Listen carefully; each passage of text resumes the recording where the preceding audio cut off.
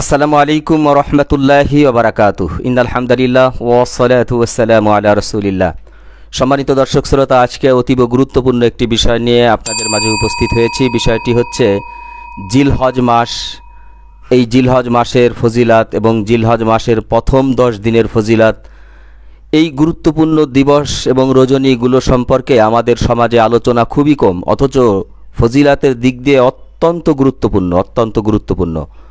সূরা তওবার 36 নম্বর আয়াতে আল্লাহ পাক বলেছেন যে দিন রাতের শুরু থেকে নিয়েই মাস হচ্ছে 12টি, তার মধ্যে 4টি মাস হচ্ছে সম্মানিত। খবরদার, তোমরা এই সম্মানিত 4টি মাসে বিশেষ করে তোমাদের উপর জুলুম করো না, অর্থাৎ তোমরা এই মাসে পাপাচারে লিপ্ত হইও না। সেই 4টি হারাম মাসের মধ্যে রয়েছে জিলকদ, জিলহজ, মুহররম, ধারাবাহিকভাবে আর একটি হচ্ছে রজব। এই 4টি মাস সম্মানিত মাস। তন্মধ্য থেকে জিলহজ মাস হচ্ছে আরও অতি মহিমান্বিত এবং খুবই বরকতপূর্ণ। এই 10 দিনের সম্পর্কে আল্লাহ পাক কোরআনে কারিমে কসম করেছেন। তার মর্যাদা সম্পর্কে বর্ণনা করতে গিয়ে আল্লাহ বলেন ওয়াল ফাজর ওয়া লায়ালিন আশর।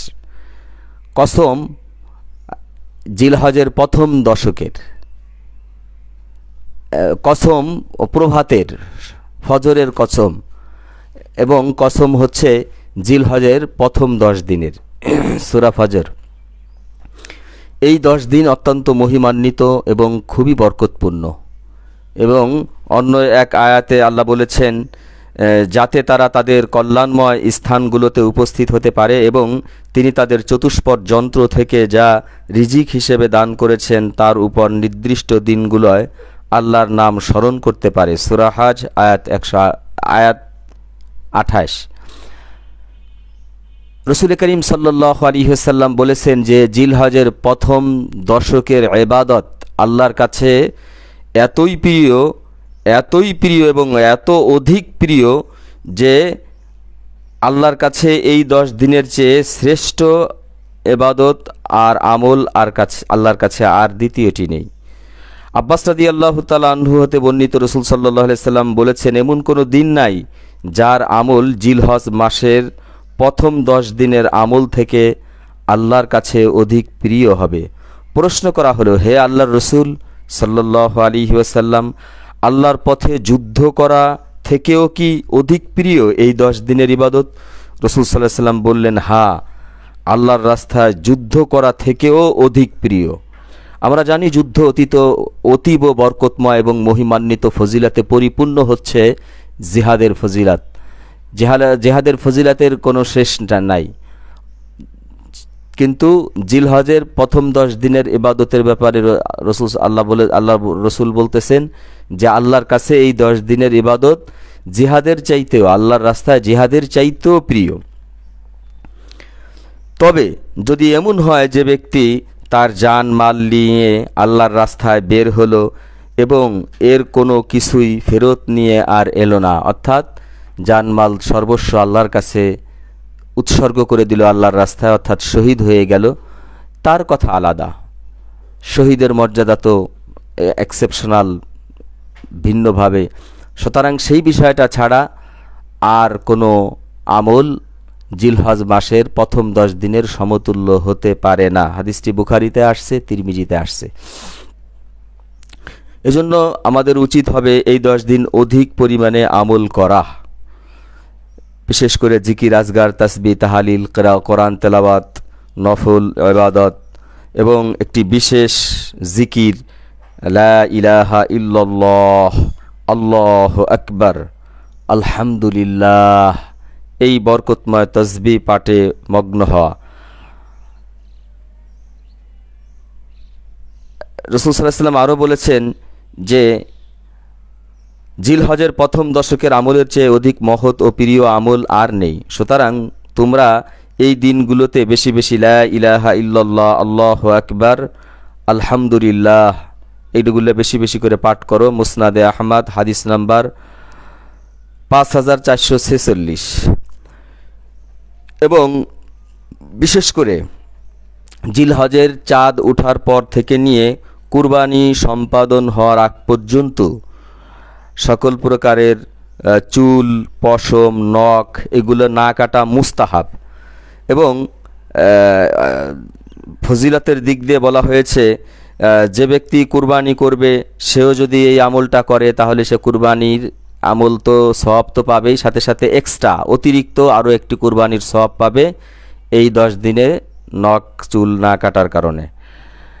এমনকি যার কুরবানি দেওয়ার সামর্থ্য নাই সেও যদি এই আমল করে, অর্থাৎ চুল নখ কাটা থেকে বিরত থাকে, তাহলে তার আমল নামায় কুরবানি করার সওয়াব লেখা হয়। রসুল সাল্লাল্লাহু আলাইহি সাল্লাম বলেন, যখন তোমরা জিলহজের চাঁদ দেখতে পাও এবং তোমাদের কেউ কুরবানি করতে চায় সে যেন তার চুল ও নখ কাটা থেকে বিরত থাকে। মুসলিম, হাদিস নম্বর 1977। আর বিশেষ করে একটা বড় দিন হচ্ছে ইয়াউমে আরাফা, জিলহজ মাসের 9 তারিখ। জিলহজ মাসের 9 তারিখ অর্থাৎ কুরবানির আগের দিন। এই দিনটি হচ্ছে সবচাইতে শ্রেষ্ঠতম বরকতপূর্ণ দিন হচ্ছে এই ইয়াউমে আরাফা। রাসূল সাল্লাল্লাহু আলাইহি ওয়াসাল্লাম বলেন, যে ব্যক্তি আরাফার দিন রোজা রাখবে আমি আশা করি আল্লাহ পাক তার পূর্ববর্তী এবং পরবর্তী 1 বছরের গুনাহ আল্লাহ মাফ করে দিবেন। সুবহানাল্লাহি ওয়া বিহামদিহি। মুসলিম শরীফ, হাদিস নম্বর 1162। দেখেন এক দিনের রোজা কত ফজিলত। শুধু তাই নয়, রাসূল সাল্লাল্লাহু আলাইহি ওয়াসাল্লাম আরও বলেছেন যে জিলহজ মাসের প্রথম দিনের প্রত্যেকটি রোজা 1 বছরের রোজার সমতুল্য। আর প্রত্যেকটা রাতের ইবাদত শবে কদরের রাতের ইবাদতের সমতুল্য। সুবহানাল্লাহ। দেখেন শবে কদর কিন্তু অনির্দিষ্ট, কবে শবে কদর আমাদের নির্দিষ্ট করে জানানো হয় নাই, কিন্তু রাসূল সাল্লাল্লাহু আলাইহি সাল্লাম এই কথা আমাদেরকে জানিয়েছেন যে জিলহজ মাসের প্রথম 10 দিনের 10 রাত, প্রথম 10 রাতের ইবাদত আল্লাহর কাছে শবে কদরের ইবাদতের সমতুল্য। আমরা জানি শবে কদরের 1 রাত মহিমান্বিত বরকতময় 1 রাত, সেই রাতের ব্যাপারে আল্লাহর ঘোষণা, লাইলাতুল কদরি খায়রুম মিন আলফি শাহরা, 1000 মাস অপেক্ষাও উত্তম হচ্ছে এই লাইলাতুল কদরের রাতের ইবাদত। আর জিলহজের প্রথম দশকের প্রত্যেকটা রাতের ইবাদতকে সেই শবে কদরের ইবাদতের সাথে তুলনা করা হয়েছে। সুবহানাল্লাহ, সুবহানাল্লাহ। এজন্য আমরা চেষ্টা করব যেন কোনোভাবেই আমাদের এই হারাম মাসগুলো তো আমরা সম্মান দিবই, বিশেষ করে জিলহজ মাস আর হজের মাস, কুরবানির মাস, সাথে সাথে এটা সম্মানিত মাসের মধ্যে থেকে বিশেষভাবে শ্রেষ্ঠ মাস। এই মাসের মধ্যে 9 তারিখে আরাফা, 10, 11, 12 তারিখ কুরবানি এবং এর মধ্যেই পবিত্র হজ পালন হয়ে থাকে। সুতরাং এই জিলহজ মাসকে আমরা বিশেষভাবে গুরুত্ব দিব। আর বিশেষ করে তাকবীরে তাশরিক পাঠ করব। 9 জিলহজ ফজর থেকে নিয়ে 13 জিলহজ আসর পর্যন্ত প্রত্যেক ফরজ নামাজের পরে নারী পুরুষ সকলেই, তবে নারী ক্ষীণ আওয়াজে আর পুরুষেরা উচ্চ আওয়াজে তাকবীরে তাশরিক পাঠ করবে, এটা ওয়াজিব। সময়টা হচ্ছে, আবারও বলছি, 9 জিলহজ ফজর থেকে নিয়ে 13 জিলহজ আসর পর্যন্ত। তাকবীরে তাশরিক হচ্ছে আল্লাহু আকবার, আল্লাহু আকবার, লা ইলাহা ইল্লাল্লাহু, আল্লাহু আকবার, আল্লাহু আকবার, ওয়ালিল্লাহিল হামদ। একবারই পড়তে হবে, আমরা একবারই পাঠ করব। তবে সুন্নত মনে করা ছাড়া কেউ যদি একাধিকবার পাঠ করে সেটা ভিন্ন কথা, কেননা এটা বরকতময় একটা কালাম, পড়তে পারে। তবে ওয়াজিব যেটা, সেটা হলো প্রত্যেক ফরজ নামাজের পরে একবার পাঠ করা ওয়াজিব। আমরা এই তাকবীরে তাশরিক অবশ্যই পাঠ করব। মুসান্নাফে ইবনে আবি শাইবা, হাদিস নাম্বার 5696 এবং সুনানু ইবনুল মুনজির, চতুর্থ খণ্ড 349 নম্বর হাদিস। আর বিশেষ করে 10 তারিখে কুরবানি, রাসূল সাল্লাল্লাহু আলাইহি ওয়াসাল্লাম বলেন, যার সামর্থ্য থাকা সত্ত্বেও কুরবানি করলো না সেজন্য আমাদের ঈদগাহে না আসে। কঠিন কথা। আর সামর্থ্য হওয়ার জন্য খুব বেশি কিছু না, মাত্র বর্তমান জামানায় 85 থেকে 90 হাজার টাকা নগদ অথবা স্বর্ণ রূপা মিলা যদি এই 3 দিন 10, 11, 12 এই 3 দিনের মধ্যে কারোর কাছে থাকে, তার উপরই কুরবানি ওয়াজিব হয়ে যায়। তা আমরা কুরবানি সম্পর্কে আরও একটি ভিডিওতে আমরা আলোচনা করব। আমাদের সাথে থাকবেন, আমাদের ইউটিউবে সাবস্ক্রাইব করবেন, ফেসবুক পেজে লাইক ফলো দিয়ে আমাদের সাথে থাকবেন। আমরা সময়ের প্রয়োজনীয় কথাগুলো আপনাদের কাছে উপস্থাপন করার জন্য চেষ্টা করব।